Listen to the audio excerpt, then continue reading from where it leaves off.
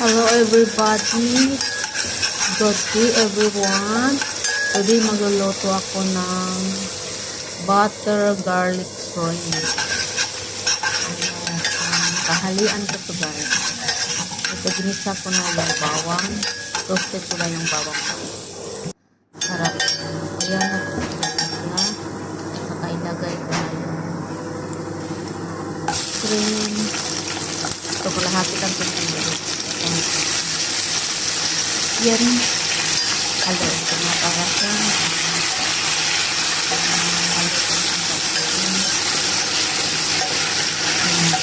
shrimp. Kasi na-miss ko ito yung shrimp. Ilang buwan na nakakain ng shrimp ko. Mag-try ako magluto. Garlic butter. Sarap po. Kasi parang fresh pa siya. Ayan o. Naluto na siya.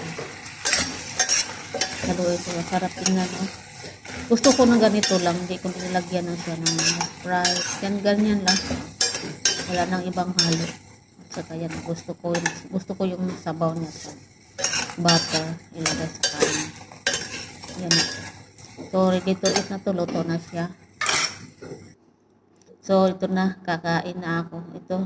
At saka may natira din akong tinola. At sa kanin ko. At sa konting tuyo. Yan lang po. Thank you for watching.